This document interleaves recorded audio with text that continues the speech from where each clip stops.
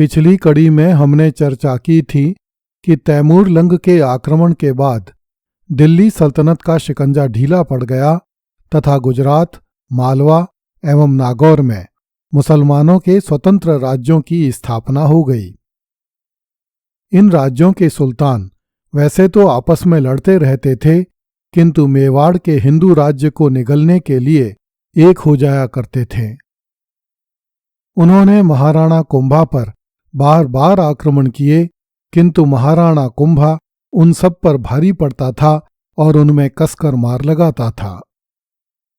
ईस्वी 1460 में मांडू के सुल्तान महमूद खिलजी ने तथा गुजरात के सुल्तान कुतुबुद्दीन ने एक राय होकर दो तरफ से मेवाड़ राज्य पर आक्रमण किए।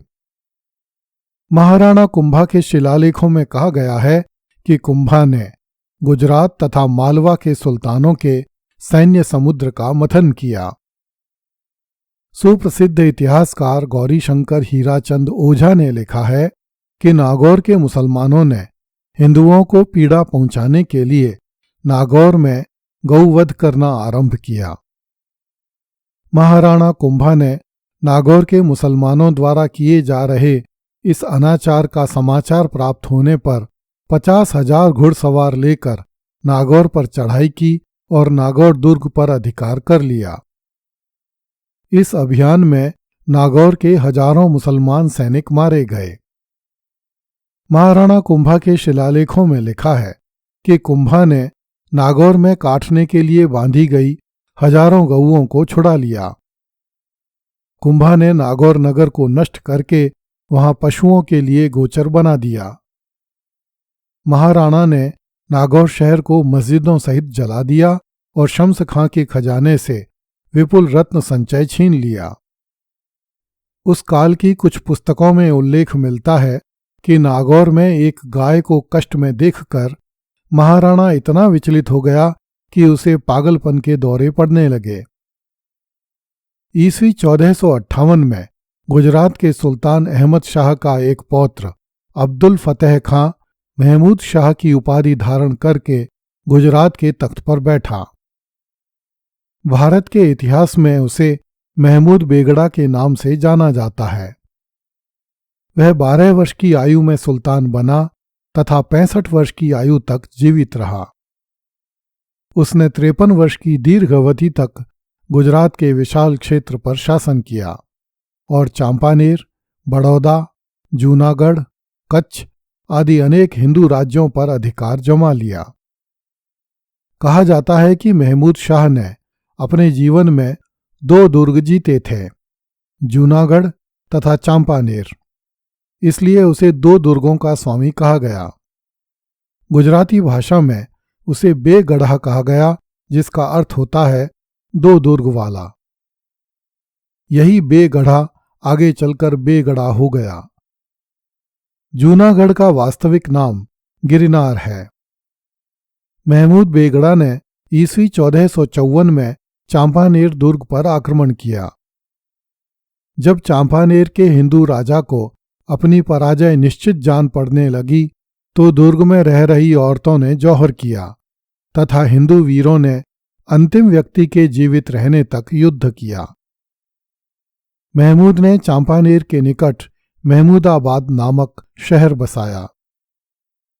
अपने शासन के अंतिम वर्षों में महमूद बेगड़ा ने हिंदुओं के प्रसिद्ध तीर्थ द्वारिका पर आक्रमण किया तथा वहां के कई प्रसिद्ध हिंदू मंदिरों को गिरा दिया।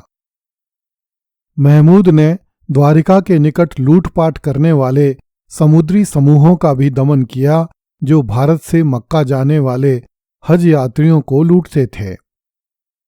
महमूद शाह बेगड़ा के काल में भारत में पुर्तगालियों की गतिविधियां आरंभ हो गई थीं। महमूद बेगड़ा ने उनकी बढ़ती हुई शक्ति को रोकने के लिए एक नौसेना का निर्माण किया तथा कालीकट के हिंदू राजा के साथ मिलकर ईस्वी 1507 में चौल बंदरगाह के निकट पुर्तगालियों को पराजित किया। ईस्वी 1509 में पुर्तगालियों ने ड्यू अथवा दीव के निकट गुजरात और कालीकट की संयुक्त सेनाओं को परास्त करके भारतीय समुद्र पर पुनः अपना प्रभाव स्थापित कर लिया। उसी वर्ष अर्थात ईस्वी 1509 में महमूद बेगड़ा की मृत्यु हो गई। एक मुस्लिम इतिहासकार ने लिखा है, महमूद बेगड़ा ने गुजरात राज्य के प्रताप तथा ऐश्वर्य की वृद्धि की। वह अपने से पहले और बाद के समस्त सुल्तानों में श्रेष्ठ है। महमूद बेगड़ा के बारे में कही गई यह बात सही प्रतीत नहीं होती। वास्तविकता यह है कि महमूद बेगड़ा ने गुजरात की नहीं अपितु अपने ऐश्वर्य की वृद्धि की। इसमें श्रेष्ठता जैसी कोई बात नहीं है। वह एक धर्मांध शासक था तथा उसने हिंदू प्रजा की उन्नति पर कोई ध्यान नहीं दिया। महमूद बेगड़ा को डर था कि उसे छल से विष देकर मारा जा सकता है, इसलिए वह स्वयं ही प्रतिदिन थोड़ा सा जहर खाता था ताकि उसका शरीर जहर सेवन का आदी हो जाए।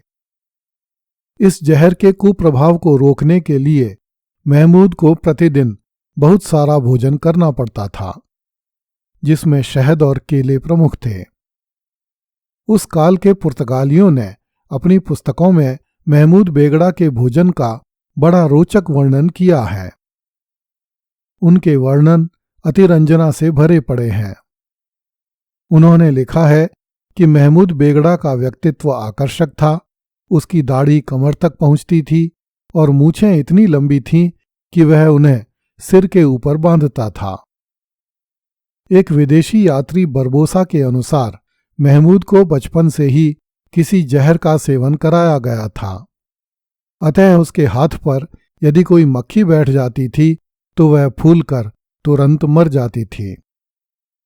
महमूद पेटू के रूप में भी प्रसिद्ध था। कहा जाता है कि वह नाश्ते में 1 कटोरा शहद, 1 कटोरा मक्खन और 100 से 150 केले खा जाता था। वह दिन भर में 10 से 15 किलो भोजन करता था। यह भी कहा जाता है कि रात के समय उसके तकिए के दोनों ओर गोश्त के समोसों से भरी तश्तरियां रखी जाती थीं ताकि भूख लगने पर वह तुरंत खा सके। महमूद के विषय में गुजरात में तरह तरह की कपोल कथाएं प्रचलित थीं। एक इटालियन यात्री लुडोविको डी वारदेमा महमूद बेगड़ा के राज्य में आया था। उसने भी इन कथाओं का उल्लेख किया है। महमूद बेगड़ा की मृत्यु के बाद उसका पुत्र मुजफ्फर शाह द्वितीय गुजरात का सुल्तान बना। उसने मालवा के हिंदू शासक मेदिनी राय को परास्त करके महमूद खलजी को मालवा के तख्त पर बैठाया। इसलिए मुजफ्फर शाह को मेवाड़ के महाराणा संग्राम सिंह से युद्ध करना पड़ा, जिसे इतिहास में सांगा के नाम से भी जाना जाता है। राणा सांगा से हुए युद्ध में मुजफ्फर शाह द्वितीय परास्त हुआ। अप्रैल 1526 में मुजफ्फर शाह द्वितीय की मृत्यु हो गई। मुजफ्फर शाह द्वितीय के बाद सिकंदर तथा सिकंदर के बाद महमूद द्वितीय गुजरात के शासक हुए, जो अयोग्य एवं निर्बल थे। वे बहुत कम समय के लिए गुजरात के तख्त पर बैठ सके। जुलाई 1526 में मुजफ्फर शाह द्वितीय का एक और पुत्र बहादुर शाह गुजरात का सुल्तान हुआ। वह योग्य तथा महत्वाकांक्षी शासक था। बहादुर शाह ने गुजरात के मुस्लिम राज्य को फिर से शक्तिशाली बनाया तथा देश की तत्कालीन राजनीति में महत्वपूर्ण भूमिका निभाई।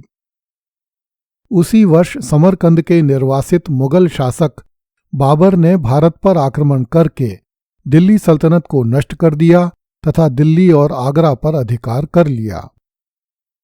बाबर के भारत आक्रमण के समय यही बहादुर शाह गुजरात पर शासन कर रहा था।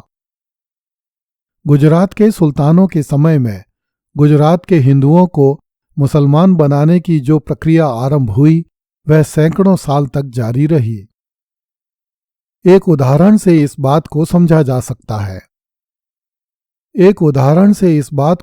जा सकता है कि पाकिस्तान के जनक मोहम्मद अली जिन्ना का दादा गुजराती हिंदू था। उसने भारत की आज़ादी से कुछ साल पहले ही इस्लाम अंगीकार किया था। अगली कड़ी में देखिए, गोरियों एवं खिलजियों ने मालवा में मुस्लिम जनसंख्या का प्रसार किया। कृपया इस चैनल को लाइक, सब्सक्राइब एवं शेयर करें। धन्यवाद।